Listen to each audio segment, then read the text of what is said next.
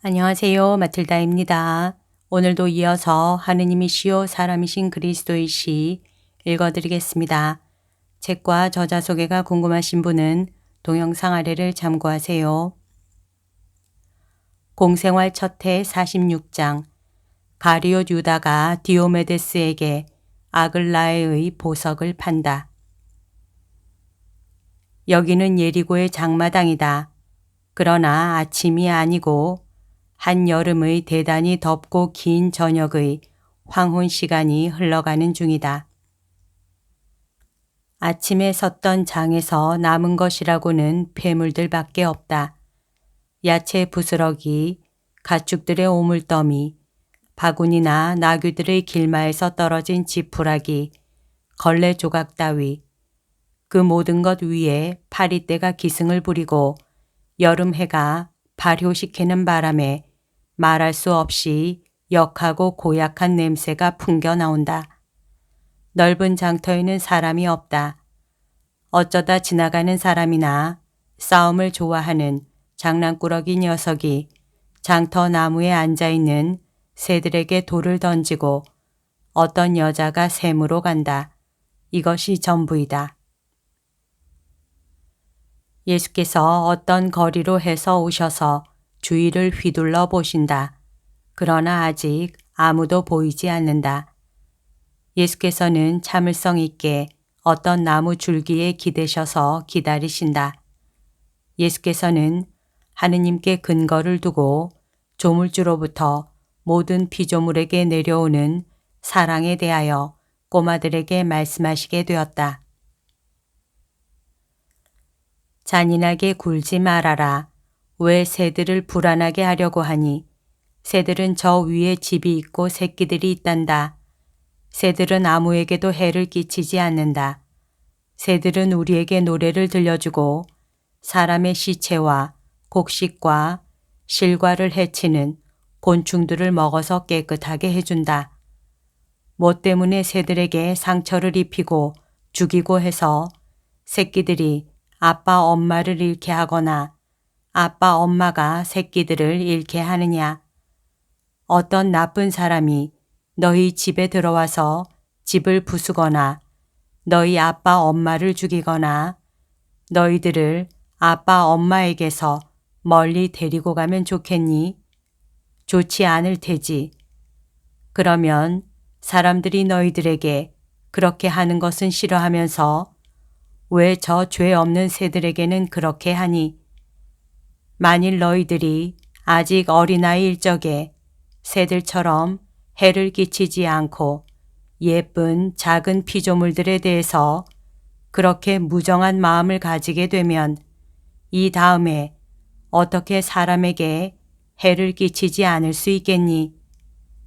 율법에 이웃을 내 몸같이 사랑하라 라는 말이 있는 것을 모르니 제 이웃을 사랑하지 않는 사람은 하느님도 사랑할 수 없다.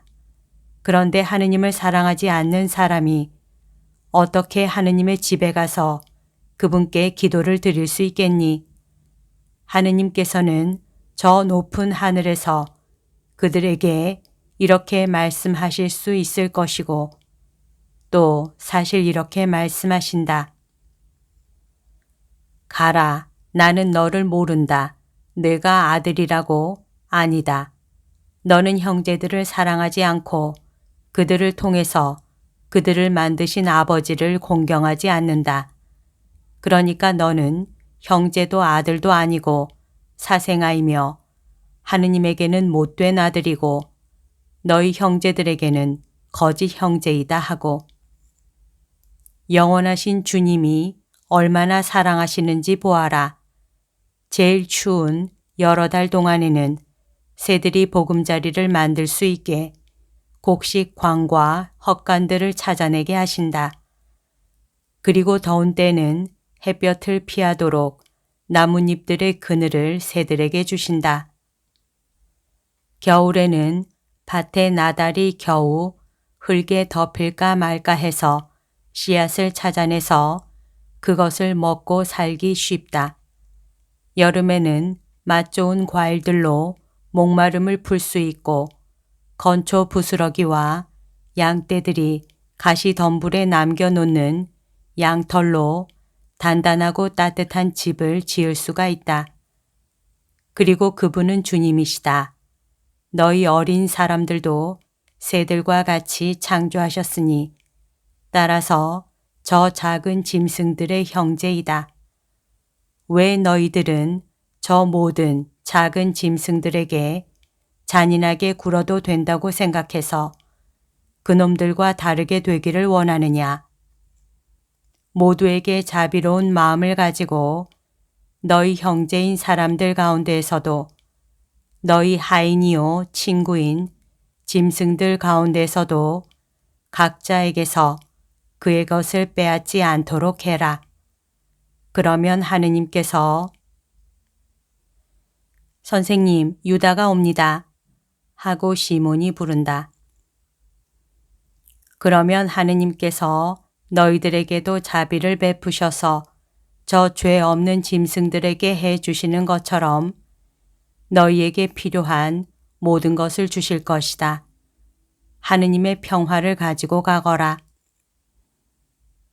예수께서는 어른들까지도 와서 합류하였던 소년들이 빙 둘러있는 가운데를 헤치고 다른 거리로 해서 빨리 오고 있는 유다와 요한 쪽으로 가신다. 유다는 몹시 기뻐한다. 요한은 예수를 보고 미소 짓지만 썩 행복한 것 같지는 않다. 오세요, 선생님, 오세요. 저는 잘한 것으로 생각합니다. 그렇지만 저를 따라오세요. 거리에서는 말을 할 수 없으니까요.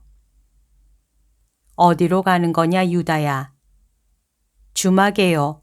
벌써 방 넷을 잡아놓았습니다. 아, 수수한 곳이니 염려 마십시오.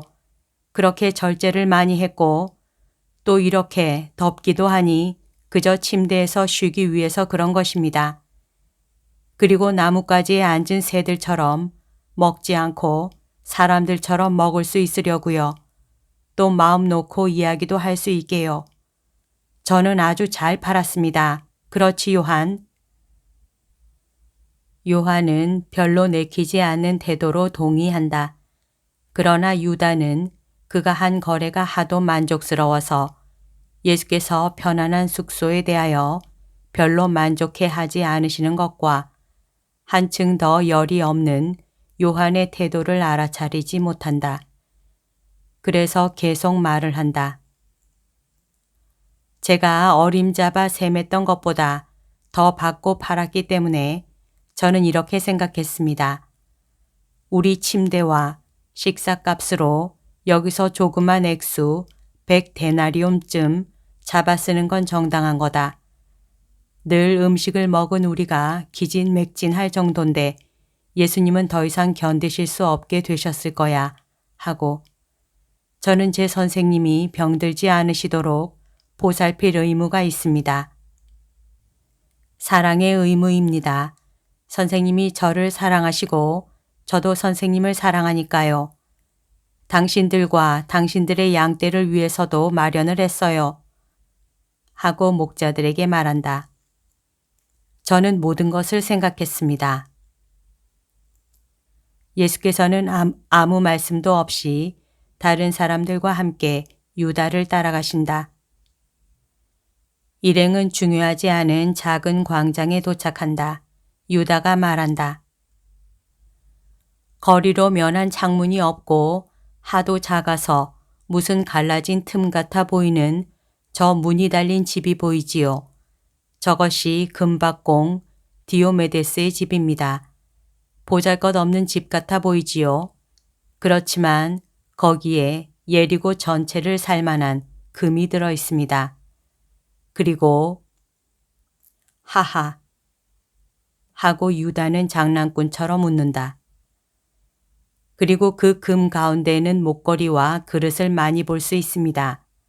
그리고 이스라엘에서 가장 세력 있는 모든 사람들의 다른 물건들도 있습니다. 디오메데스, 모든 사람이 그를 모르는 척합니다. 그러나 모두가 알고 있습니다. 헤로데 당원에서부터 모든 사람에 이르기까지 말입니다. 아무 장식도 없고 초라한 이 벽에 수수께끼와 비밀이라고 써 놓을 수 있을 것입니다. 이 벽이 말을 할 수 있다면 제가 거래를 한 방식에 대해서나 눈살을 찌푸릴 수 있을 것입니다. 요한, 자네는 깜짝 놀라고 불안해서 숨이 막혀 죽을 지경이지. 하지만 그보다도 선생님, 보세요. 이제 어떤 일을 할 때는 저를 요한과 같이 보내지 마십시오. 하마터면 모두가 실패할 뻔했습니다. 요한은 재빨리 알아채지를 못하고 부인할 줄도 모릅니다. 그런데 디오메데스 같은 음흉한 사람하고는 빠르고 날카로워야 합니다. 요한이 중얼거린다. 자네는 별말을 다 했단 말이야. 하도 엉뚱하고 또 하도. 그렇습니다. 선생님, 이제부터는 저를 보내지 마십시오. 저는 그저 사랑하는 것밖에 모릅니다. 우리가 그런 것을 팔 필요는 별로 없을 것이다. 하고 예수께서 대답하시는데 예수께서는 어떤 생각에 잠겨 계신다. 주막이 저기 있습니다. 선생님 오십시오. 제가 말을 하겠습니다. 다 마련을 해 놓았으니까요. 일행이 들어가고 유다가 주인과 말을 하니 주인은 양들을 외양간에 들여보내게 하고 나서 손님들을 방으로 안내한다. 방 안에는 침대로 쓰이는 돗자리 2장과 의자와 식탁이 준비되어 있다.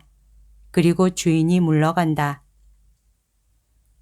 선생님, 목자들이 양떼를 돌보고 있는 동안에 즉시 이야기하십시다. 말하여라. 제가 솔직히 말씀드리는지 요한이 말할 수 있습니다. 나는 의심을 하지 않는다. 정직한 사람들 사이에서는 맹세와 증언이 필요 없다. 말하여라. 저희는 낮 12시에 예리고에 도착했습니다. 저희는 짐발이 짐승들 같이 땀투성이었습니다. 저는 디오메데스에게 급한 일이라는 인상을 주고 싶지 않았습니다. 그래서 우선 이리로 와서 원기를 회복했습니다. 깨끗한 옷을 입고 요한 보고도 그렇게 하라고 했습니다. 아이고, 이 사람은 향수를 뿌리고 머리 손질을 하는 것 따위는 도무지 하지 않으려고 했습니다. 그러나 저는 길을 오면서 안을 짜 놓았었습니다. 저녁 때가 가까워지자 저는 가보세 하고 말했습니다. 그때는 저희들이 휴식을 취한 뒤라 유람 여행을 하고 있는 부자같이 싱싱했습니다. 디오메데스의 집에 거반 다 가게 되었을 때 저는 요한에게 이렇게 말했습니다. 자넨 날 도와주게. 내 말이 거짓이라고 부인하지 말고 예민하게 이해하도록 하게 하고 말입니다.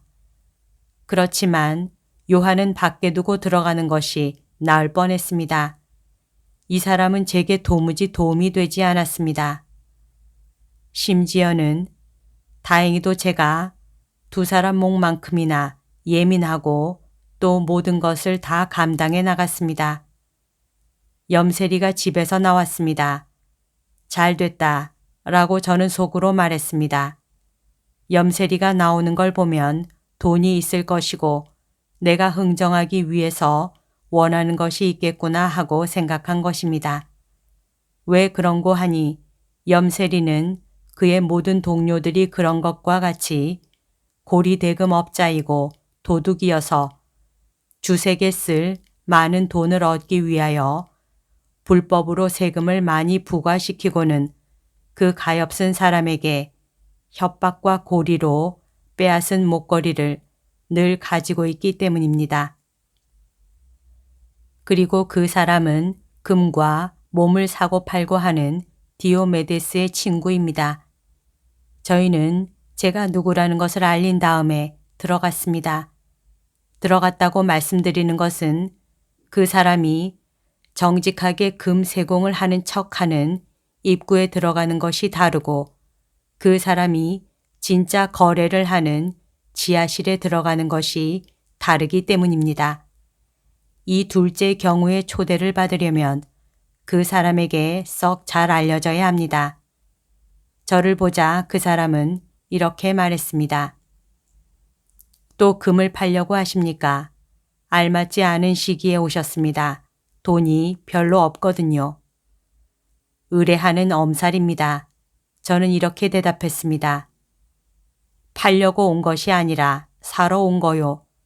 여자용 보석이 있어. 그렇지만 아름답고 호화롭고 값이 많이 나가고 무겁고 순금으로 된 거라야 하오. 디오메데스는 깜짝 놀라서 물었습니다. 아내를 얻으시려는 겁니까? 저는 그런 것은 상관할 것 없소. 내가 쓸 것이 아니고 결혼을 해서 사랑하는 아내에게 금 패물을 사다 주기를 원하는 이 친구가 쓸 거요. 그런데 여기서 요한이 전내나는 아이 같은 짓을 하기 시작했습니다.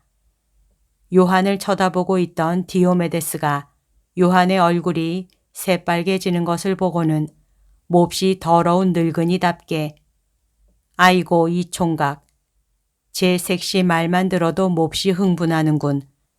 당신 섹시가 대단히 아름답소? 하고 물었습니다. 저는 요한더러 정신을 차리고 바보같이 굴지 말라는 것을 깨닫게 하려고 발로 툭 건드렸습니다.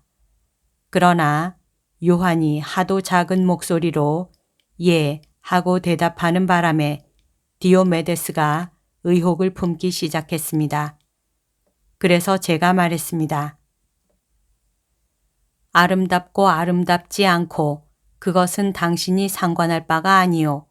그 여자는 당신을 지옥으로 끌고 갈 여자들 축에 끼는 여자는 절대로 아니오.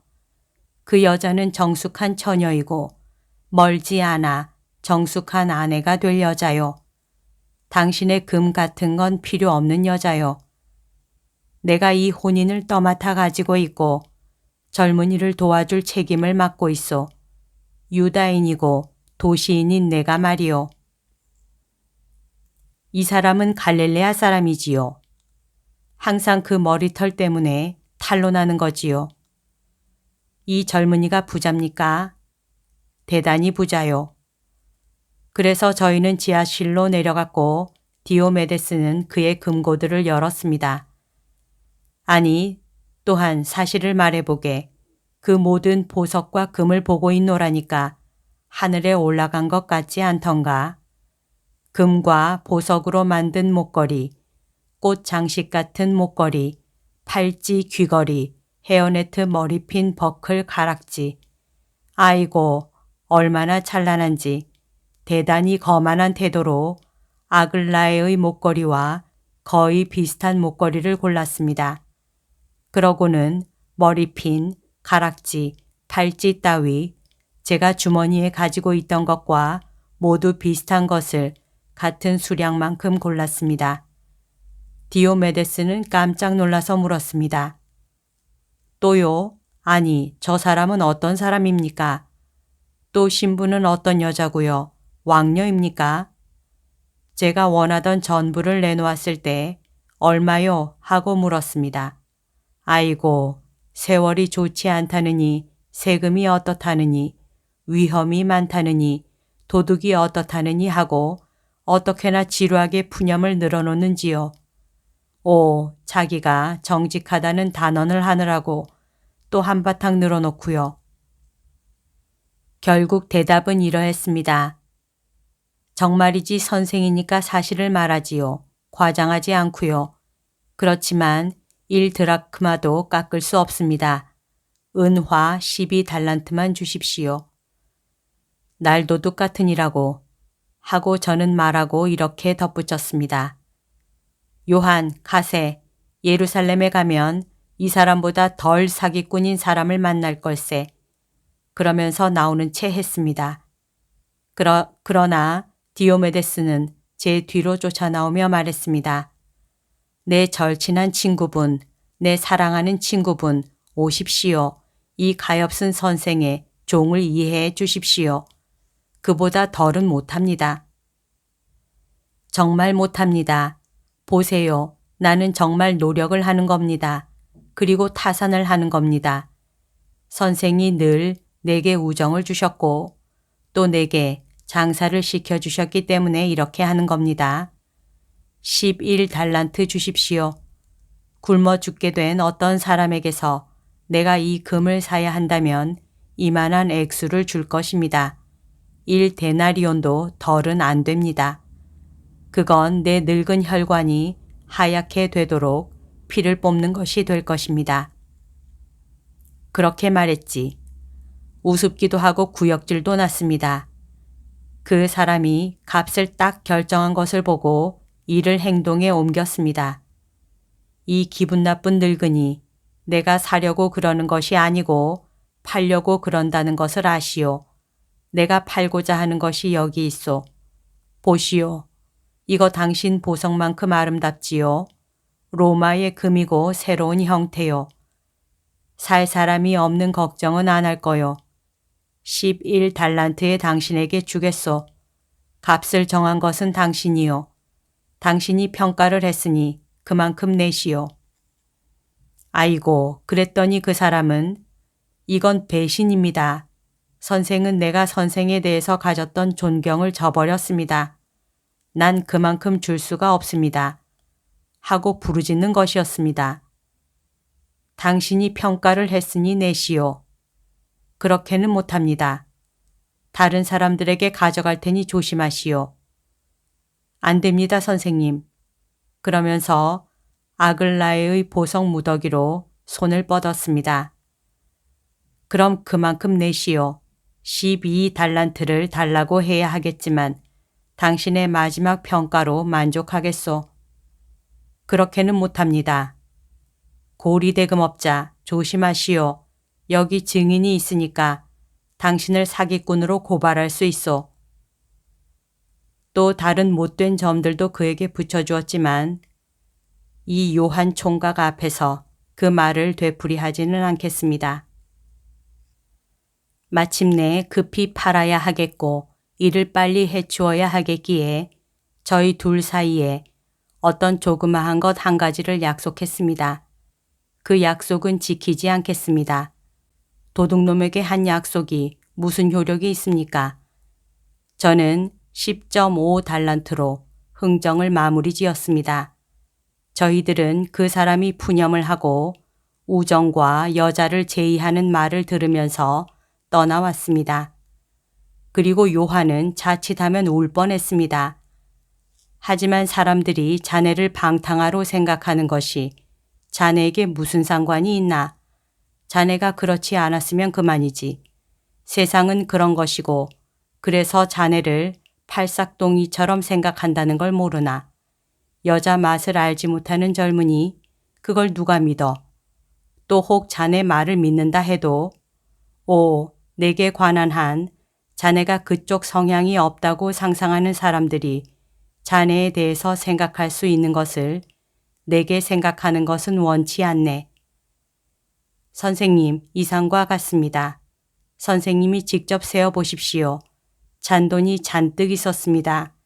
그러나 염색이 집에 들러서 이 잔돈을 받고 당신이 이사학에게서 받은 달란트를 주시오 하고 말했습니다.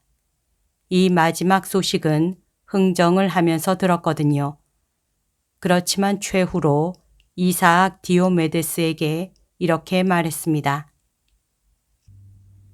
이제 성전의 유다는 없어졌다는 것을 기억하시오. 지금은 내가 어떤 성인의 제자요. 그러니까 목숨을 보전하고 싶거든 나를 안 적이 없는 채 하시오 하고 말입니다. 그리고 그 사람이 좋지 않게 대답을 했기 때문에 자칫했더라면 그 사람의 목을 비틀 뻔했습니다. 그 사람이 자네한테 뭐라고 했길래? 하고 시몬이 태연하게 묻는다. 그 사람이 이렇게 말했어. 당신이 성인의 제자라고요. 그 말은 절대로 믿지 않겠소. 그렇지 않으면 당신의 선생이라는 그 선생이 멀지 않아 여기 와서 나더러 여자를 구해달라고 청하는 걸 보게 될 거요. 그 사람이 이런 말도 했어. 디오메데스는 늙은 악당이고 세상의 재난이요. 하지만 당신은 이 디오메데스의 젊은 복사판이요. 그리고 나는 늙어서 이렇게 되었으니까 아직 변할 수도 있지만 당신은 그렇게 타고났으니까 변하지도 못할 거요. 하고 말이야. 기분 나쁜 늙은이 같으니라고 내 힘을 부인한단 말이야. 알겠나? 그런데 그 사람은 진짜 그리스인답게 진실된 말을 많이 하는구먼. 시몬, 그건 무슨 뜻이야? 나에 대해서 하는 말인가? 아니야. 모든 사람에 대해서 하는 말이야. 그 사람은 황금과 사람의 마음을 똑같이 잘 아는 사람 중에 한 사람일세. 그 사람은 사기꾼이고 부정거래를 하는 중에서도 가장 더러운 모든 부정거래를 하는 것으로 인해서 대단히 불쾌한 사람일세. 그러나 그에게는 위대한 그리스인들의 철학이 있네.